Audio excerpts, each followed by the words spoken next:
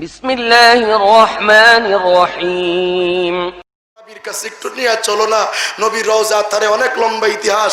যখন তাকে দুইজনে ধরে আবু বকর সিদ্দিক পা দুটো হ্যাসটাইতে নবীর দরওয়াজায় হাজির। নবী দেখে আবু বকরকে জড়িয়ে ধরে মাথায় চুমা খাওয়া শুরু করেছেন। শরীরের মধ্যে সাহাবায়ে কেরাম চুমা খাচ্ছেন। ও মুসলমান, আবু বকর সিদ্দিক একদিন নবী বলতেছেন, আবু বকর দিনের জন্য এত কষ্ট করেছ, সমস্ত সাহাবীদের ঋণ শোধ করতে পেরেছি, কিন্তু তোমার ঋণটা শোধ করতে পারলাম না। আবু বকর, আল্লাহর কাছে বলে যাচ্ছি, আল্লাহ যেন তোমার ঋণটা আল্লাহ নিজের থেকে শোধ করে দেন। কিয়ামতে যখন নবী আল্লাহর কাছে বলবেন, আল্লাহ বিচার শুরু করো, আল্লাহ বলবেন, আবু বকর কারে দিয়া, ইয়া রাসূলুল্লাহ কারে দিয়া বিচার করব? কোন উম্মত চলে না। আবু বকরের হাত ধরে নবী বলবেন, আবু বকর তুমি আল্লাহর সামনে হাজির হয়ে যাও। আবু বকর সিদ্দিককে বলবেন, আবু বকর সামনে যাও। আবু বকর আরশে আজিমের নিচে সিজদায় পড়ে কাঁদতে থাকবেন। আল্লাহ বলবেন, আবু বকর মাথা উঠাও, কেন কাঁদতেছো আবু বকর? কান্নাকাটি লাগবে না। আবু বকর বলে, আল্লাহ আজকে না জানি কোন মুআমালা তুমি আমার সাথে করো। না আবু বকর না, আমার নবীর জন্য জীবনটা উৎসর্গ করেছো, সম্পদ দিয়া দিছো, জীবনটা কুরবান করেছো। আবু বকর, আমার রাসূল বলেছিলেন তোমার ঋণটা আমার নবী শোধ করতে পারে নাই, আমি যেন ঋণটা শোধ করে দেই। আয় আয় আবু বকর, তোর আজকে বিচার নেব না। ওই যে 8টা জান্নাতের দরজা খোলা, যেদিক দিয়ে মন চাই ওদিকে জান্নাতে ঢুকে যা। ও মুসলমান, এখন তো বাংলাদেশে আশিকে রাসূল দেওয়ালে দেওয়ালে লেখা থাকে, কিন্তু রসুলকে নিয়ে যখন শাহবাগে নাস্তিকরা গালি দেয়, রসুলকে নিয়ে যখন ভোলায়, রসুলকে নিয়ে কটূক্তি করে, রসুলকে নিয়ে যখন ব্যঙ্গচিত্র তৈরি করে, ব্যঙ্গ নাটক সিনেমা তৈরি করে, তখন ওদের ভালোবাসা দেওয়ালেই থাকে, রাস্তায় নামে না। সত্যিকার আশিকে রসুল তারা যারা 12টি বৎসর ধরে এখানে ইজতেমা করে আসছেন, যারা নিজেদের জীবনকে উৎসর্গ করে দিয়েছেন রসুলের ইশকের ভালোবাসায়। এই বাংলাদেশের মানুষ যখন কাদিয়ানীদেরকে তেমন চিনত না, কাদিয়ানী কারা, কাদিয়ানীরা কেন কাফের, এই বাংলাদেশের মানুষ যখন চিনত না, তখন বাংলাদেশের মানুষকে চোখে আঙ্গুল দিয়া যারা কাদিয়ানীদেরকে রসুলের দুশ্মন এটা পরিচয় করিয়ে দিয়েছেন, আশিকে রসুল যদি বলতে হয় ওনাদেরকে বলতে হয়। আমার বাংলাদেশের স্বাধীনতা যতদিন এই বাংলাদেশ থাকবে, ততদিন বাংলাদেশের মানুষ বঙ্গবন্ধু শেখ মুজিবুর রহমানকে স্মরণ করবে, জিয়াউর রহমানকে স্মরণ করবে, বঙ্গবীর কাদের সিদ্দিকীকে স্মরণ করবে। ঠিক তেমনি ভাবে যতদিন আমার বাংলাদেশে ইসলাম থাকবে, যতদিন আমার বাংলাদেশে মুসলমান থাকবে, যতদিন বাংলাদেশে খতম নবুওয়াতের আন্দোলন থাকবে, ততদিন পর্যন্ত এই বাংলাদেশের আকাশে বাতাসে জমিনে সর্ব জায়গায় নূর হুসাইন নুরানির নামটা থাকতে হবে। খতমে নবুওয়াতের সাথে নূর হুসাইন নুরানির নাম এক অবিচ্ছেদ্য নাম। যেই নাম খতমে নবুওয়াতের আন্দোলনের ডাক আসলেই প্রথম যে নামটা ভেসে আসে আমাদের সকলের মাথার তাজ আল্লামা নূর হুসাইন নুরানি হাফিজাহুল্লাহ দামাত বারাকাতুল আলিয়া। আমরা হজরতের জন্য দিল থেকে দোয়া করি, আল্লাহ পাক যেন হজরতকে খতমে নবুওয়াতের জন্য, উনি তো ওনার জীবনটা উৎসর্গ করে দিয়েছেন। আমরা সেই মিকদাদের মতো আমরাও বলছি, মিকদাদ রাদিয়াল্লাহু তাআলা যেমন বিশ্বনবীকে বলেছিলেন, ইয়া রাসূলুল্লাহ আপনি সামনে অগ্রসর হন, আপনার সাথে আমরা ওতপ্রোতভাবে জড়িয়ে আছি। আমরা মুসার সৈনিকদের মতো বলবো না, মুসা তুমি সামনে চলে যাও, আমরা এখানে বসে থাকি। ও রাসূল, আমরা সেই মুসার উম্মতের মতো আমরা বলবো না, বরং রাসূল আপনি সামনে অগ্রসর হন। আপনার ডানে, আপনার বামে, আপনার সামনে, আপনার পেছনে আমি মিকদাদ সাহাবায়ে কেরামকে নিয়ে থাকবো। আমরা সেই একই কথা বলছি।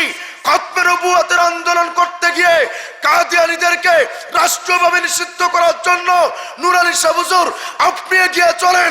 আপনার ডানে, আপনার বামে, সামনে, পেছনে রাসূলের আশিকরা তৈয়ার হয়ে আছে।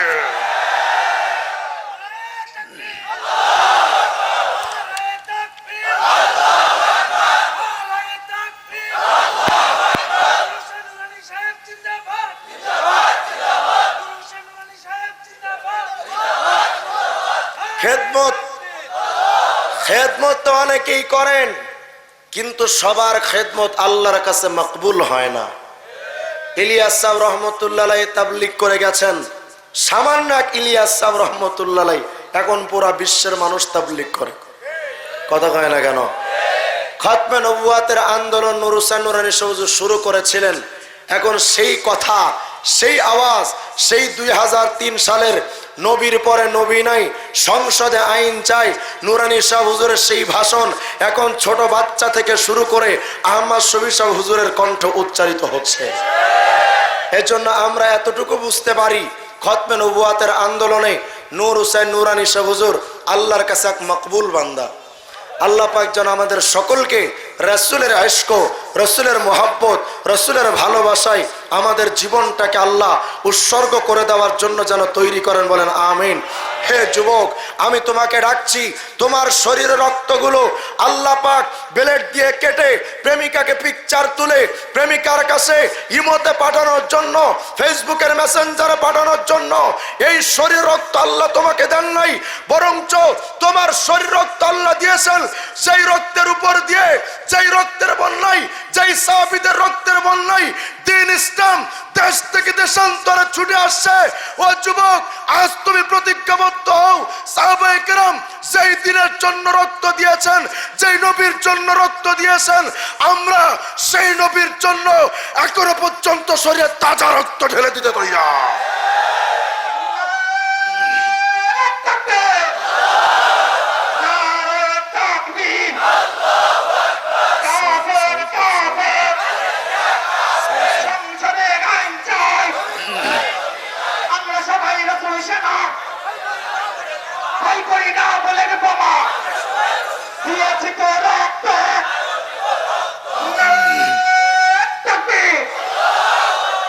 মুসলমান, রসুলের ইশক আর মহব্বত আর ভালোবাসা, রসুলের উম্মত হতে পারা, এটা যে কত ভাগ্যের ব্যাপার, কত ভাগ্যের ব্যাপার। আগের যুগের উম্মতেরা যদি তাদেরকে সুযোগ দেওয়া হতো, এই যে মুসা, এই যে ঈসা, এই যে ইব্রাহিম, এই যে আদম, এই যে নূহ, এই যে ইয়াকুব, এই যে ইসহাক, আর এই যে মুহাম্মদ রাসূলুল্লাহ, বলো বলো কাকে তোমরা গ্রহণ করবা? গোটা বিশ্বের সমস্ত উম্মতেরা এক বাক্যে বলতেন, আল্লাহ আমাদেরকে আর কোনো জায়গায় না পাঠিয়ে মুহাম্মদ আরবির উম্মত হিসেবে কবুল করে নাও। কেমন নবী, কেমন নবী! ও মুসলমান, আমি তো এক্সাম্পল দিতে গিয়া বলি, এই পৃথিবীকে আল্লাহ পাক সৃষ্টি করেছেন, যত কায়নাতকে আল্লাহ পাক যত মাখলুকাত সৃষ্টি করলেন, সমস্ত মাখলুকাতের ভিতরে আল্লাহ পাক মানব জাতিকে শ্রেষ্ঠত্ব দিয়া সৃষ্টি করেছেন। পবিত্র কোরআন শরীফ আল্লাহ রাব্বুল আলামিন বলেন, ওয়ালাকাদ কাররামনা বনি আদম, আমি আল্লাহ সর্বশ্রেষ্ঠত্ব মর্যাদা সম্পন্ন করেছি ও মানব জাতি। আকাশ বানালাম, জমিন বানালাম, কানকুল কায়নাত বানালাম, কিন্তু মানব জাতি তোমাদেরকেও বানিয়েছি। তোমাদেরকে বানিয়ে আমি আল্লাহ তোমাদেরকে সবচেয়ে মর্যাদা দান করেছি। আল্লাহ এত মর্যাদা দিলেন, মানুষকে আল্লাহ পাক এত সম্মান দিলেন, কোন মানুষকে? সেই জবাব আল্লাহ কোরআন শরীফের অপর আয়াতের মধ্যে দিলেন, তোমরা যারা, তোমাদের মধ্যে যারা শুধু ঈমানদার, ইয়ারফাইল্লাহুল্লাযীনা আমানু মিনকুম, তোমাদের মধ্যে যারা ঈমানদার শুধু তাদের মর্যাদা সবার উপরে, যারা ঈমানদার নয় তাদের কোনো মর্যাদা, কতক্ষণ তাদের কোনো মর্যাদা। যদি মুসলমান আপনি আমার কাছে প্রমাণ চান, মুসলমানদের সম্মান আল্লাহ পাক কেমনে বাড়াইছে,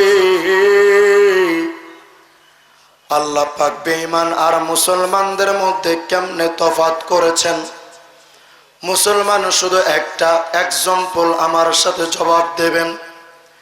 যদি আপনার ঘরে কোন রিক্সা চালক যদি মেহমান হয়, আর একদিন যদি প্রধানমন্ত্রী আপনার ঘরে মেহমান হয়, রিক্সা চালককে যা খেতে দেবেন প্রধানমন্ত্রীকে সেইটা কি খেতে দেবেন?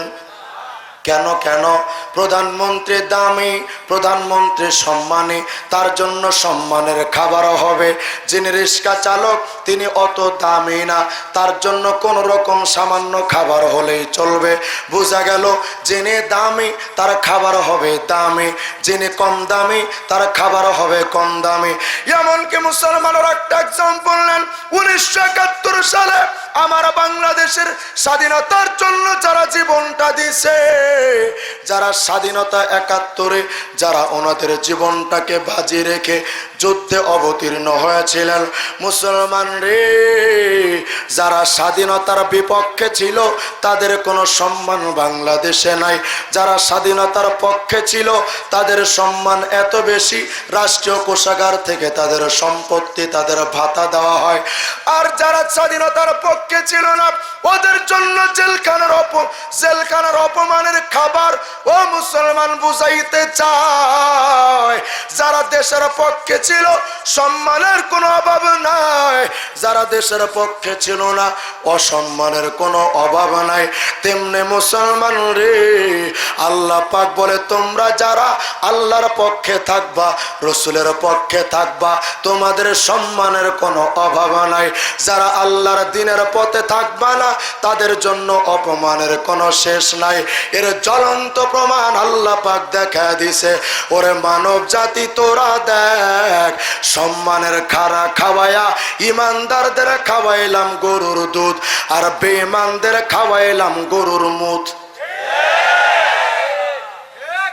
তোমরা যখন ইন্তেকাল করবা কত আদর যত্ন কইরা কবরের মধ্যে তোমাকে নামা দিবে।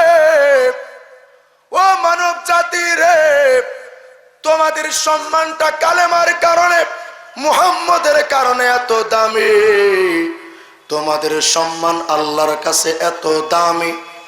উম্মত রে, তোমরা যখন ইন্তেকাল করবা আদর যত্ন সহকারে কবরের মধ্যে নামাবে। তোমার শরীরে যেন কোনো টাচ না লাগে, কোনো ব্যথা না লাগে। পক্ষান্তরে বেঈমান, তুমি ভারতের প্রধানমন্ত্রী মোদি হইতে পারো, কিন্তু তুমি দুনিয়াতে যেমন চা জ্বালাইছো, মরণের পরে তোমাকে শ্মশান ঘাটে জ্বালানো হবে। কারণ তোমরা বেঈমান, তোমাদের সম্মান নাই। আল্লাহ পাক বুঝায়, ও দুনিয়ার বান্দা শোন, ঈমানদার যদি তুমি হও, তোমার সম্মান আমি আল্লাহর কাছে কত বেশি। বিশ্বনবী মুহাম্মদ রাসূলুল্লাহ পবিত্র কাবা তওয়াফ করছেন। তুমি আমি যে কত ভাগ্যবান, তোমার আমার কপাল যে কত দামি। ও উম্মত মুহাম্মদী, তোমার আমার কপালটা কত যে ভালো। বিশ্বনবী একদিন পবিত্র কাবা তওয়াফ করছেন। ইবনে মাজাহ 3932 নম্বর হাদিস। পবিত্র কাবার দিকে তাকায়া বিশ্বনবী বলেন, মা আতিয়াবাকি ওয়া মা আযমা হুরমাতাক। ওরে কাবা, তোমার কতই না সৌন্দর্য, কতই না পবিত্র, কতই না দামি। মা আহসানাকি, কতই না সুন্দর তুমি। মুসলমান, পবিত্র কাবার দাম কেমন জানো? লক্ষ লক্ষ টাকা খরচ কইরা পবিত্র কাবার দিকে তাকাও, প্রথম নজরে যাক দোয়া করবা কবুল হয়ে যাবে। কাবার উপরে মুলতাজাম দইরা যে দোয়া করবা কবুল হয়ে যাবে। কত দামি কাবা! ওই কাবা শরীফের দামটা মৌলার কাছে, দুনিয়ার মানুষের কাছে কত দাম। আল্লাহ পাকের রাসূল ডাক দিয়া বলে, কাবারে তোমার কতই না দাম, কিন্তু কাবা শুনে রাখো, ওয়াল্লাযী নাফসি বিয়াদিহি, ওই মাওলা পাক পাকার জাত আল্লাহর নামে কসম করে বলছে, কাবা তোমার যতই সম্মান,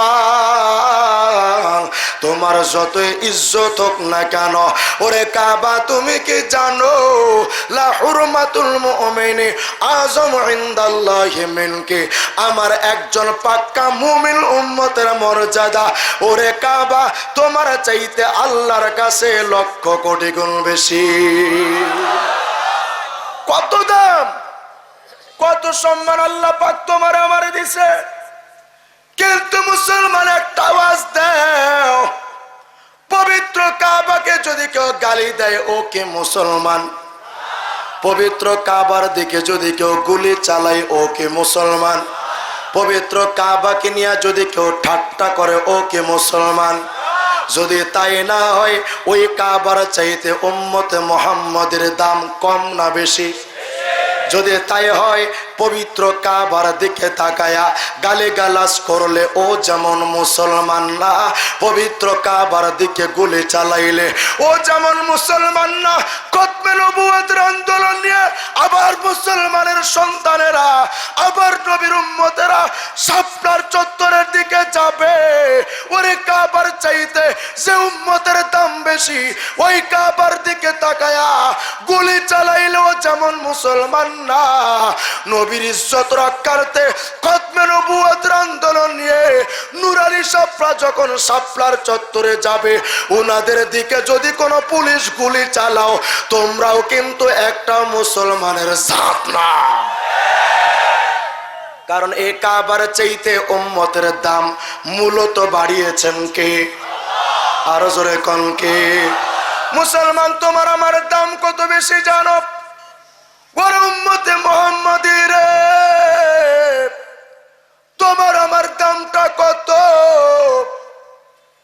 আল্লাহ রাব্বুল আলামিন বলে, বান্দা দুনিয়াতে কেউ যদি সরকারি দলের লোক হয়, সরকারি দলের লোক হলে তার জন্য কত সিকিউরিটি থাকে, সামনে পুলিশ থাকে, পেছনে পুলিশ থাকে, কত সিকিউরিটি দিয়া তাকে নেওয়া হয়। আল্লাহ রাব্বুল আলামিন বলে, বান্দা শোন, তোমরা যদি আল্লাহ পাকের দলের লোক, ইন্নাল্লাযীনা ক্বালু রাব্বুনাল্লাহু সুম্মা ইসতাকামু তাতানাজ্জালু আলাইহিমুল মালায়েকা আল্লাহ খাফু ওয়ালা তাহজানু ওয়া আবশিরু বিল জান্নাতিল্লাতী কুনতুম তুআদুন।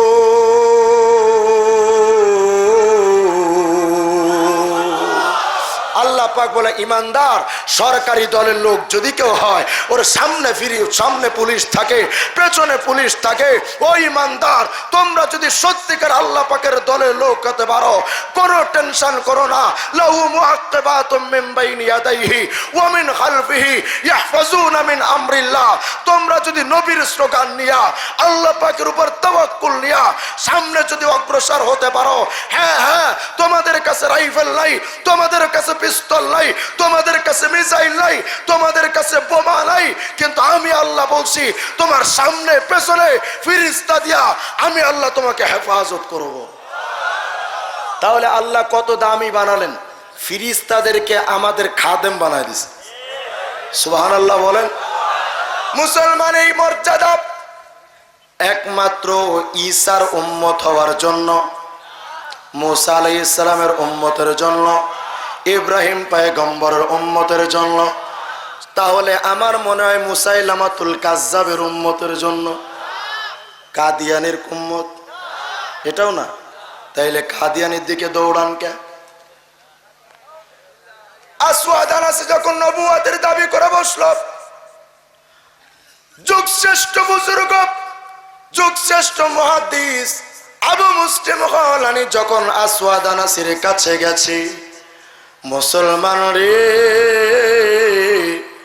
খতমে নবুয়তের সৈনিক তোমরা কত যে দামি, কত যে আল্লাহর কাছে সম্মানী জানো। তোমরা সত্যিকার ইখলাস নিয়া মির্জা কাদিয়ানির বিরুদ্ধে যদি চাপা পড়তে পারো, আমি তো এতটুকু আশ্বস্ত করতে পারি, পুলিশ যদিও গুলি মারবে কিন্তু গুলি বুকের মধ্যে ঢুকবে না। এর বাস্তব প্রমাণ লাও। মুসলমান সাহাবীদের যুগে যে মাওলা ছিলেন, সে আল্লাহ পাক এখনো পর্যন্ত আছেন না নাই? সে আল্লাহ আগে যুবক ছিলেন, এখন বৃদ্ধ হয়ে গেছেন। মুসলমান। তাহলে সে আবু মুসলিম খাওলানি একজন খতমে নবুয়তের আন্দোলনের কর্মী। যখন আসওয়াদ আনাসের কাছে গিয়া বলে, আসওয়াদ, শুনলাম তুমি নাকি নবুয়তের দাবি করেছো, বলে তুমি কি আমাকে নবী বলে মানো না? বলে না না, তোমাকে নবী বলে মানি না, আমার নবী একমাত্র মুহাম্মদ রাসূল, মুহাম্মদ রাসূলুল্লাহ। নবী মুহাম্মদের পরে আর কোন নবী হতে পারে? নবীর পরে নবী নাই, সংসদে আইন চাই। বলেন নবীর পরে নবী নাই, সংসদে আইন চাই। নবীর পরে নবী নাই। আবু মুসলিম খাওলানি বলে, আসওয়াদ রে, মুহাম্মদ আমার নবী, মুহাম্মদের পরে আর কেউ নবী নাই। মা কানা মুহাম্মাদুন আবা আহাদিম মির রিজালিকুম ওয়ালাকিন রাসূলুল্লাহি ওয়া খাতামান নাবিয়্যিন।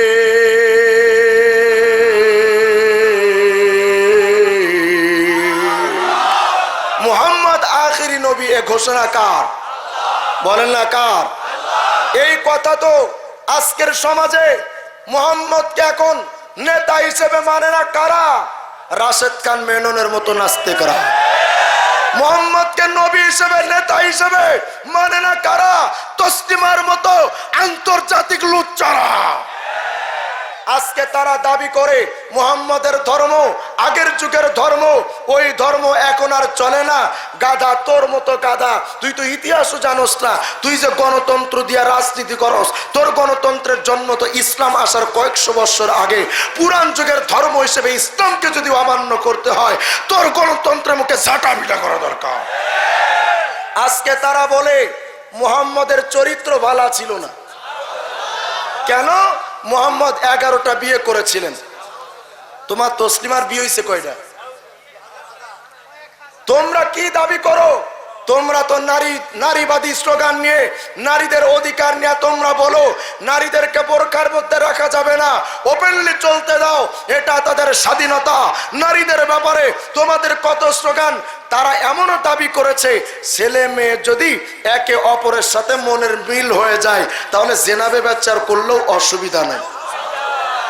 তাহলে আমার কথা হলো, মনের মিল হইলে, মতের মিল হইলে তোমাদের নাস্তিকদের কাছে জেনা ব্যভিচার যদি বৈধ হয়, তাহলে মুহাম্মদ আরবির সাথে সমস্ত স্ত্রীদের মনের মিল হয়েছিল। তোমাদের জেনা ব্যভিচার যদি বৈধ হয়, আমার রাসূলের 11টা বিয়ে অবশ্যই বৈধ ছিল। এটা তোমাদের স্বাধীনতার দাবি দিয়েও যদি বলতে চাও তাহলেও বৈধ, ইসলাম অনুযায়ী বৈধ। 4টা বিয়ের আয়াত নাজিল হওয়ার আগেই নবীজি বিয়ে করেছিলেন 11টা। যদি দাবি করো নবী নিজের যৌবনের চাহিদা মেটানোর জন্য বিয়ে করেছিলেন, তাহলে হযরতে খাদিজাতুল কুবরা বয়স 40-এর উপরে, নবীর বয়স মাত্র 25 বছর। যদি কারো যৌবনের চাহিদা থাকে তাহলে এই 40 বছরের মহিলাকে কেউ বিয়ে করে? কথা হয় না কেন? নবীজির যদি এত ইচ্ছা থাকতো, যেই আবু বকর সিদ্দিক নবীজির সাথে 40-20টা বছর পর্যন্ত বন্ধু ছিলেন, ওমর ফারুক বন্ধু ছিলেন, সমস্ত সমাজের সুন্দরী নারীদের বাবারা নবীজির কাছে এসে কালেমা পড়ে মুসলমান হইতেন। যতদিন হযরতে খাদিজাতুল কুবরা ছিলেন, কোন সাহাবীর মেয়েকে নবী জোর করে বিয়ে করেছিলেন? তাহলে কেমনে নবী চরিত্র খারাপ ছিল? আজকে ওরা দাবি করে মুহাম্মদের ধর্ম, মুহাম্মদের সংস্কৃতি, ওটা বাংলাদেশ দেশে চলতে দেওয়া যায় না। কেন? বলে এটা সৌদিয়ান সংস্কৃতি। সৌদিয়ান সংস্কৃতি। আমার বাংলাদেশের এক কুখ্যাত কুলাঙ্গার রাশেদ খান মেনন এমপি, তিনি দাবি করেছেন সৌদিয়ান সংস্কৃতি বাংলাদেশে চলতে দেওয়া যায় না। যদি তাই হয়, লম্বা ইতিহাস এতদিকে যাওয়ার আমার সুযোগ নেই। শুধু আমি একটা কথা আপনাদেরকে বলছি, সৌদিয়ান সংস্কৃতি বিদেশের সংস্কৃতি হওয়ার কারণে সৌদিয়ান সংস্কৃতি যদি আমার বাংলাদেশে চলতে না দেওয়া যায়, ও রাশেদ খান মেনন, তোমার রাজনীতি সমাজতান্ত্রিক রাজনীতি, রাশিয়ার রাজনীতি, ভ্লাদিমির লেনিনের রাজনীতি, তোমার রাজনীতি দেশের রাজনীতি নয়, বিদেশের সংস্কৃতি হওয়ার কারণে তোমার ফতুয়ায়, তোমার রাজনীতির কপালে জুতা পিটা করা দরকার।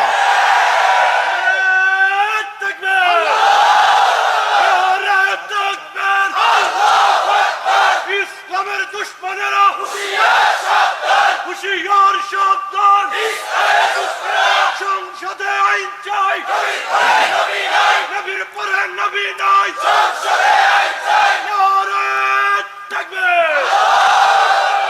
নাস্তিকরা ভালো করে এ কথা জানে, যদি মুহাম্মদের কথা মানতে হয় লুচ্চামি করা যাবে না।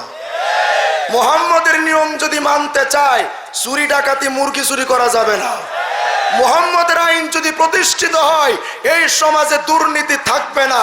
এজন্য চোর, বাটপার, সন্ত্রাস, লুচ্চারা মুহাম্মদকে নেতা হিসেবে মানতে চায় না। কাদিয়ানি তোদের সমস্যা কি? তাইলে তোরাও কি লুচ্চা? তোরাও কি চোর? তোরাও কি ডাকাত? তোরাও কি মিথ্যুক? তোরা কি? যদি দাবি করো মুহাম্মদ আখিরি নবী না, তাহলে আমরা বলবো তোমাদের মধ্যে নাস্তিকদের মধ্যে কোনো তফাৎ নাই। কারণ নাস্তিকরা মুহাম্মদের ধর্ম পালন করে না, মুহাম্মদকে নবী হিসেবে মানে না, তোমরাও মানো না। হ্যাঁ হ্যাঁ, আপনারা আমাকে বলতে পারেন যে হুজুর কাদিয়ানিকে আপনারা যে কাফের বলেন, কি কারণে কাফের বলেন? আপনারা যেই কালেমা পড়েন লা ইলাহা ইল্লাল্লাহ মুহাম্মাদুর রাসূলুল্লাহ, কাদিয়ানিরাও তো পড়ে লা ইলাহা ইল্লাল্লাহ মুহাম্মাদুর রাসূলুল্লাহ। আপনাদের কালেমা ওদের কালেমা একই কালেমা, ওই একই কালেমাই আপনারা মুসলমান, তারা কাফের। কারণ কি? অনেকে আমাদের বাংলাদেশে অনেক মানুষ এখন এ কথার দাবিও করেন কাদিয়ানীদেরকে কাফের বলা যাবে না। তারা যদি আলেম হয়ে থাকেন আমি বলবো তোমাকে আলেম বলাও যাবে না। কাদিয়ানীরা কাফের, এটা তাদের সাথে আমাদের শাখাগত ফুরুই কোনো মাসআলার ইখতিলাফ নয়। তাদের সাথে ছোট কোনো বিষয় নিয়ে আহলে হাদিসদের সাথে যেমন ছোটখাটো বিষয় নিয়ে মতনৈক্য, এদের সাথে এত ছোটখাটো বিষয় নিয়ে মতনৈক্য নয়। এদের সাথে মতনৈক্য হলো ঈমান আর কুফরের সম্পর্ক।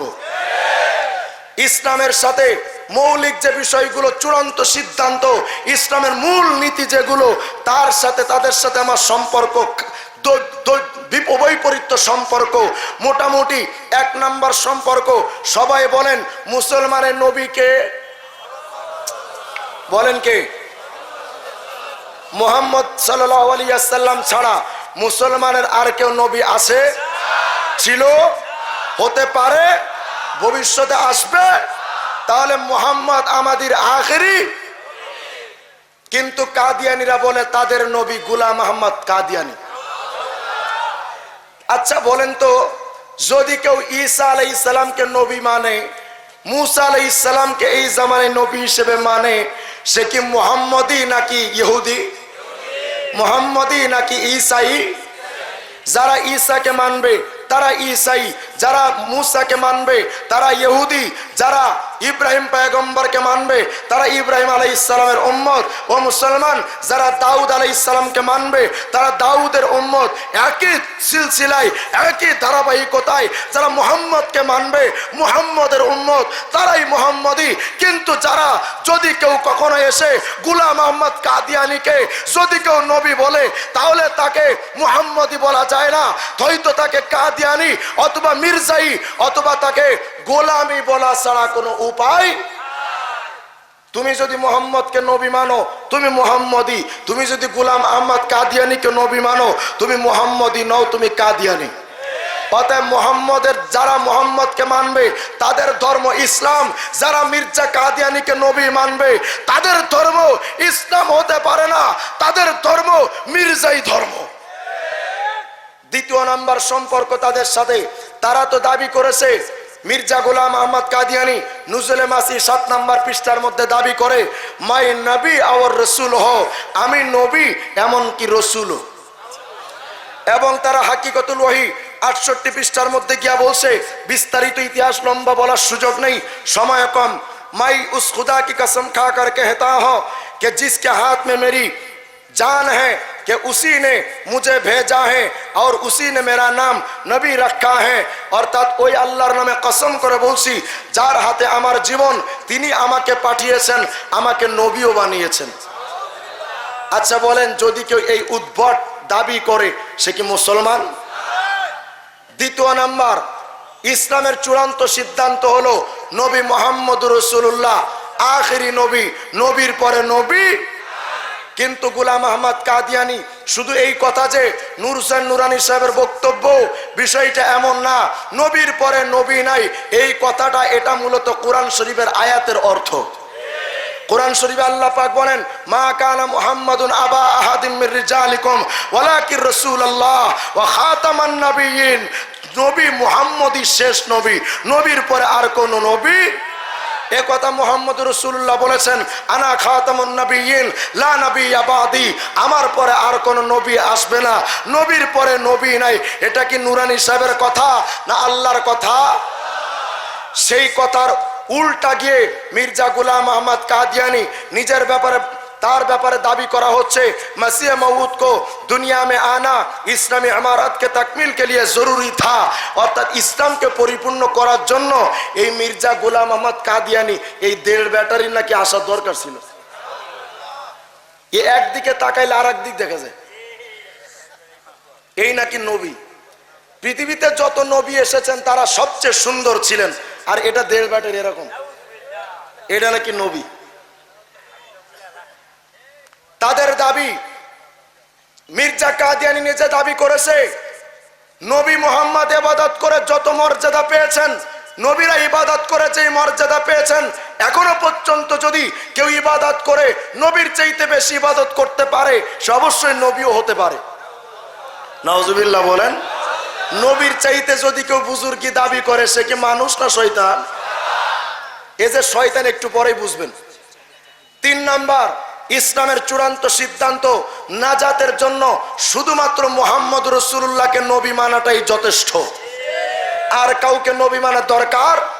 কিন্তু মির্জা গোলাম আহমদ কাদিয়ানি বলে, তাজকিরা 519 नंबर पृष्ठा, खुदा ताला ने मुझ पर ज़ाहिर किया है कि हर एक शख्स जिसको मेरी दावत पहुंची है और उसने मुझे कबूल नहीं किया वो मुसलमान नहीं है। অর্থাৎ যার কাছে আমার নবুয়তের ব্যাপারটা পৌঁছাইছে, যদি সে আমার প্রতি ঈমান না আনে সে মুসলমান না।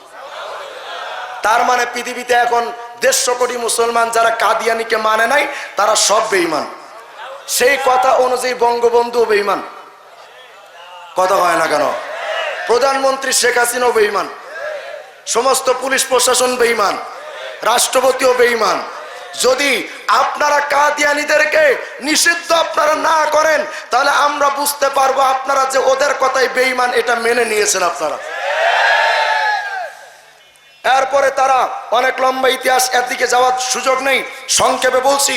কোরআন শরীফ আল্লাহর মুজিজা। কোরআন শরীফের মতো অকট্ট কোন কিতাব এই পৃথিবীতে ছিল, আছে, আসবে?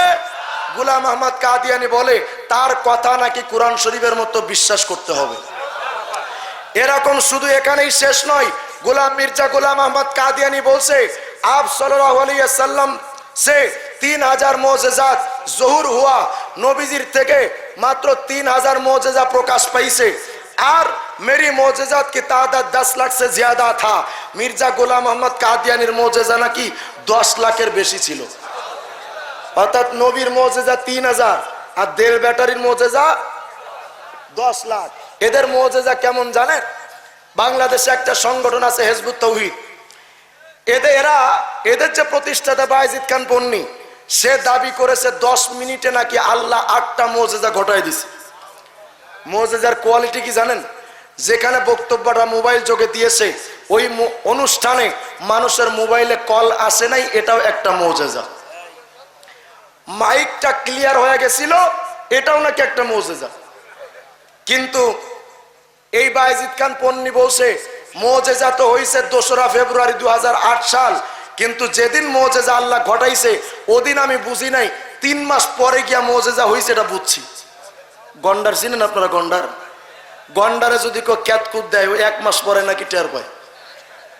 গন্ডার 1 মাস পরে ক্যাতকুত টের পায়, আর বায়েজিদ খান পন্নী টের পাইছে 3 মাস পর। তাহলে বোঝা গেল গন্ডারে চাইতে বড় গন্ডার। কথা হয় না কেন? ওরা দাবি করে ওদের মাইকের সাউন্ডটা ক্লিয়ার হয়ে গেছিল, এটা একটা মুজিজা। কিন্তু ওদের একটা বই আছে, আলহামদুলিল্লাহ হুজুরের দোয়ায়, আপনাদের দোয়ায় ওদের 30টা বই পড়ার সুযোগ আমার হয়েছে। তারা তাদের আল্লাহর মুজিজা হিজবুত তাওহীদের বিজয় ঘোষণা বইটার মধ্যে লিখছে, যেই মাইকে বায়েজিদ খান পন্নী ভাষণ দিছিল ওই মাইকটার কপালে এমন ঠাডা পড়ছে ওই দিনের পর আর চালাইতে পারে না। তাহলে মুজিজা কেমন চিন্তা করেন। নবীজি তায়েফে গেলে বকরির দুধ স্তনে দুধ চলে আসে, কুয়ার মধ্যে পানি চলে আসে, সমস্ত সজলা সবলা এলাকাগুলো সবুজ শ্যামলা হয়ে যায় নবীর বরকতে। আর এদের বরকতে এর চেহারার কপালে চোখের উপর ঠাড়া পড়ে। কথা হয় না কেন? এরা শুধু এটা বলেই শেষ করেছে এমন না, এদের ব্যাপারে হুজুর সারা জীবন বলেছেন, আপনারা খতমে নবুয়ত আন্দোলনের মানুষ সবাই জানেন। এরা সাহাবীদের ব্যাপারে এত নোংরা ভাষায় বলেছে, হযরত ফাতেমা কশফি হালত মে আপনে রান পার মেরা সার রাখা, অর্থাৎ ফাতেমা রাদিয়াল্লাহু তাআলা আনহা নবীজির কলিজার টুকরা, যাকে নবী কলিজা দিয়ে মহব্বত করতেন, ওই ফাতেমার ব্যাপারে কত নোংরা কথা। ফাতেমা রাদিয়াল্লাহু তাআলা আনহা নাকি তার রানের উপরে কাদিয়ানির মাথা নাকি তার রানের উপর রাখছিল। हजरत अबू हुरैरा ব্যাপারে বলেন, আবু হুরাইরা গবি থা और रवायत अच्छी नहीं रखता था। আবু হুরাইরা তিনি মেধাহীন ছিলেন, মেধাটা তীক্ষ্ণ ছিল না, তিনি অল্পতেই ভুলে যাইতেন। আবু হুরায়রার ব্যাপারে এমন জঘন্য কথা। আল্লাহ রাসূল বলেন, মান আদাহুম, যদি কেউ সাহাবীদের কষ্ট দাও ফাকাদ আদানি, সে আমাকে কষ্ট দিলা, ওমান আদানি ফাকাদ আদাল্লাহ, আর যে আমাকে কষ্ট দিয়েছো সে আল্লাহকে কষ্ট দিয়েছো। সেই কথাই বলতে পারি, যেই মির্জা গোলাম আহমদ কাদিয়ানি আমার সাহাবায়ে কেরামকে আঘাত করেছে, নবীকে আঘাত করেছে, নবীকে আঘাত করেছে, আল্লাহকে জাগাত করেছে, আল্লাহকে জাগাত করে মুসলমান তাদেরকে জ্যান্ত ছেড়ে দিতে পারে না। মুসলমান সে তো এমন দাবি করে, রাআইতুনি ফিল মানামি আইন আল্লাহ, আমি স্বপ্নে দেখছিলাম আমি মির্জা গোলাম আহমদ কাদিয়ানি, আমি নিজে আল্লাহ হয়ে গেছি। ও দেখছে কোথায়? স্বপ্নে। কথা কয় না কেন? কোথায় দেখছে? অথচ সে দাবি করতেছে স্বপ্নে আল্লাহকে দেখছি। আল্লাহর সিফাত কি? লা তাখুযুহু সিনাতু ওয়ালা নাওম, আল্লাহ ঘুমান না। তো তুই যদি আল্লাহই হস তো ঘুমাইছিস কে? কথা হয় না কেন? মুসলমানের জন্য আমাদের চূড়ান্ত কথা, সরকারের কাছে আমাদের আকাবের আসলাফ তারা চেয়ে এসছেন, চাইতে চাইতে হাফিজ চলে গেছেন, শাইখুল হাদিস চলে গেছেন, মুফতি আমিনী চলে গেছেন, প্রিন্সিপাল হাবিবুর রহমান সাহেব চলে গেছেন, আমাদের তাবাজ্জুল কবিগঞ্জি সব চলে গেছেন, আশরাফ আলী সাহেব মৃত্যু শয্যায় সাহিত্য থেকেও কাদিয়ানীদের নিষিদ্ধের ব্যাপারে দাবি করে গেছেন। নূর হোসেন নুরানী সহ বাংলাদেশের উলামায়ে কেরাম যুগের পর যুগ ধরে কাদিয়ানীদের নিষিদ্ধের ব্যাপারে দাবি করছেন। যদি আপনারা নিষিদ্ধ না করেন আমরা আমাদের তাজা রক্ত ঢেলে দিতে পারব। আপনারা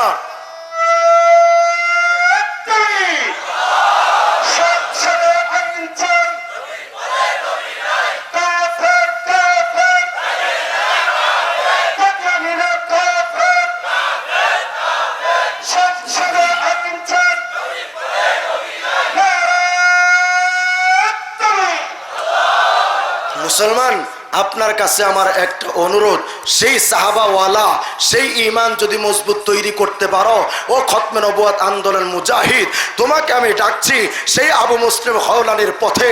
আবু মুসলিম খাওলানি যখন টাটকা অস্বীকার করে দিলেন, আসওয়াদ আনাসি তুমি কোশ্চেন কেন নবী হতে পারো না? আমার নবী মুহাম্মদ রাসূলুল্লাহ, জীবন চলে যাবে নবীর প্রতি ঈমানটা ছেড়ে দেব না। আবু মুসলিম খাওলানির ব্যাপারে আসওয়াদ আনাসি বলে, যদি তুমি এই ঈমানটাই রাখো তোমার কি হবে তুমি জানো? বলে কি হবে? বলে আগুনের কুণ্ডের মধ্যে তোমাকে জ্বালিয়ে পুড়ে ছাই করে ফেলবো, আগুনের মধ্যে পুড়িয়ে তোমাকে ছাই করে ফেলবো। বলে জীবন দিতে পারবো, নবীর প্রতি ঈমান দিতে পারবো না। সুবহানাল্লাহ বলেন। আবু মুসলিম খাওলানির জন্য এবার বিশাল অগ্নিকুণ্ড বানানো হয়েছে। আবু মুসলিম খাওলানির জন্য আগুনের কুণ্ড বানাইয়া আবু মুসলিম খাওলানিকে আগুনের মধ্যে ফেলে দেওয়া হবে। মুসলমান গো,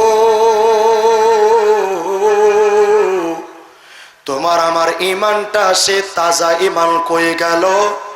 তোমার তো সামান্য গুলির ভয় দেখাইলে তুমি দৌড়াইবা। মুসলমান, তোমার কাছ থেকে আজকে প্রতিজ্ঞা নেওয়ার জন্য ওই আবু মুসলিম খাওলানি কথা বলতেছি। আবু মুসলিম খাওলানিকে বিশাল অগ্নিকুণ্ডের মধ্যে যখন আসওয়াদ আনাসি যখন ফালায়া দিছে, আবু মুসলিম রে আমাকে নবী মানবা, না হলে তোমাকে জ্বালিয়ে পুড়িয়ে ফেলবো। বলে জীবন দিতে পারবো, কিন্তু ইমানটা আমার দেওয়া সম্ভব হবে না। আমার নবী মুহাম্মদ থেকে আমি ইমানটা জীবনে কোনোদিন সরাবো না। আবু মুসলিম খাওলানিকে বিশাল অগ্নিকুণ্ডের মধ্যে বলা দিছে। বেশ কিছুক্ষণ পরে যখন আসওয়াদ আনাসি যখন আবু মুসলিম খাওলানির অগ্নিকুণ্ডের দিকে তাকায় দেখে, হায় হায় ইব্রাহিম হাদিল মিল্লাহ, এই মিল্লাতের ইব্রাহিম হযরত আবু মুসলিম খাওলানি বিশ্বনবীর একজন সত্যিকার আশিক, একজন খতমে নবুয়তের একজন আন্দোলনের একজন কর্মী। আবু মুসলিম খাওলানিকে যখন আগুনের কুণ্ডে ফালাইছে, তাকায় দেখে ইব্রাহিম পয়গম্বর নমরুদের আগুনের কুণ্ডের মধ্যে যেমন ফুল বাগানের মধ্যে যেমন জীবন্ত বসে আছে, আবু মুসলিম খাওলানি ইব্রাহিম পয়গম্বরের মতো জান্নাতের বাগিচার মধ্যে জিন্দা। এই জন্য মুসলমান, আমি আপনার কাছে সেই আবেদন জানাচ্ছি, আল্লাহ রসুলের ইশকর মহব্বতে নবীর ইজ্জত রক্ষার জন্য, আজকে তোমার রসুলের নবুয়তের চেয়ার চুরি করার জন্য যেই কাদিয়ানি দাবি করছে, ও মুসলমান, আবু মুসলিম খাওলানির মতো আরেকজন জিন্দা খাওলানি হওয়ার জন্য আজ থেকে দাবি উঠাবা, ঘরের থেকে দাবি উঠাবা, দোকান থেকে দাবি উঠাবা, খানকা থেকে দাবি উঠাবা, দলের থেকে দাবি উঠাবা, মাঠে ঘাটে দাবি উঠাবা, সংসদে দাবি উঠানো লাগবে। নবীর পরে নবী নাই, সংসদে আইন চাই। এই দাবিকে আবার সামনে আমাদের ডাক আসছে। এই দাবিকে সামনে রেখে নূর হোসেন নুরানী সাহেব হুজুরের সেই স্বপ্নকে বাস্তবায়নের জন্য আমিরে হেফাজত, যেহেতু আমার বাংলাদেশের মুরব্বী আমিরে হেফাজত, ওনার সাথে ঐক্যবদ্ধ হয়ে নুরানী সাহেব হুজুর সহ সমস্ত ওলামায়ে কেরাম, বাংলাদেশের সমস্ত আলেম ওলামারা অদূর ভবিষ্যতে একটা ডাক দিবে। আমাদের রসুলের হয়তো আমরা বাংলাদেশে থাকবো, নইলে কাদিয়ানিরা থাকবে, প্রয়োজনে রক্তের বন্যা বইয়ে দিতে হবে, কাদিয়ানিদের কাফের ঘোষণা করা লাগবে।